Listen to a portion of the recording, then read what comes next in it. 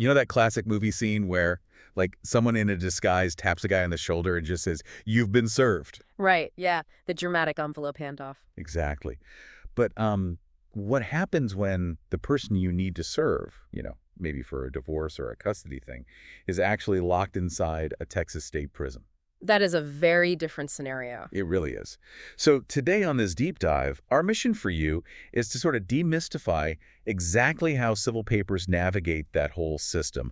We've got some really fascinating notes from LocateServe, which is a Houston area process serving company. Yeah, and they have a ton of direct experience with this exact workflow. Right. And I want to set a reassuring tone here because, staring down a prison feels like entering this procedural black hole, but it's actually a very well-defined routine. It really is. I mean, I think the biggest misconception is that serving an inmate means, like, you have to get past security and physically track them down in some cell block. Which would be terrifying. So, to make sense of it, I like to picture a prison like a massive corporation.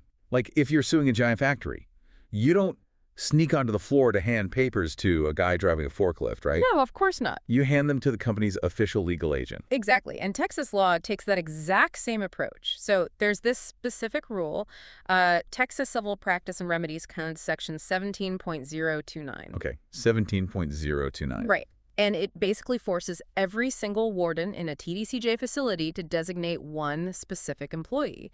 And that employee's job is to be the designated agent for service. Oh, wow. So process servers aren't just wandering the halls at all? Not at all. They just deliver the packet directly to that one agent. Wait, let me challenge that for a second, though.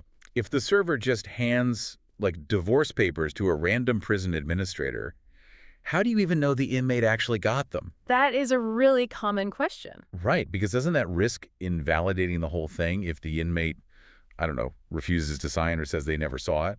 I mean, it sounds like a loophole, but legally speaking, service is totally complete the very second that designated agent receives the packet. Wait, really? It doesn't matter if the inmate cooperates. It doesn't hinge on the inmate at all. The designated agent is legally bound to log it and route it internally, but the server's job.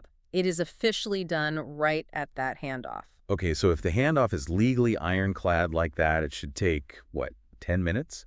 Why do these LocateServe notes point out that inmate service realistically takes so much longer than, serving someone at their house? Well, because you're still dealing with a massive state bureaucracy. I mean, you have security checks and internal mail delays, but the biggest issue, the real nightmare, is unexpected mid-process transfers. Oh, right. The source material actually had a crazy example of this. A server delivers papers to a unit in Woodville, Texas. Yeah, that Woodville case. Right, and everything goes totally fine. Yeah. But literally 30 minutes later, the facility calls the server back, and they're like, hey, this inmate was actually transferred out this morning. Yeah, and the unit can't just forward legal mail. So the server has to go all the way back, get the physical packet, figure out where the inmate went, and start the whole process over. That is so frustrating. It is. The state moves inmates constantly for bed space or security, and they do not care about your civil litigation schedule. So if one single transfer in Woodville derailed things that badly, regions with multiple prisons must be just a huge headache. Oh, absolutely. Yeah. The Huntsville region is the prime example of this. It's this massive hub with multiple TDCJ units. You've got Walls, Wynn, Holiday, Bird, Estelle, Gorey.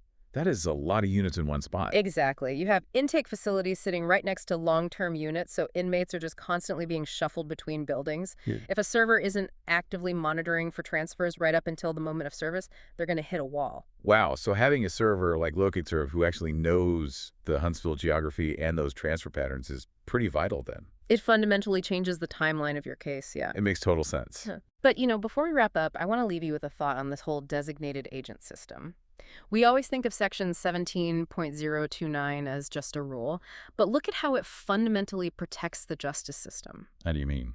Well, it ensures that an incarcerated person cannot indefinitely stall a civil or family case simply by just refusing to leave their cell. The procedure bypasses the refusal entirely. That is such a good point. It keeps the wheels of justice turning no matter what. Need someone served in custody? Call LocateServe 832-562-3671 or find us at locateserve.com.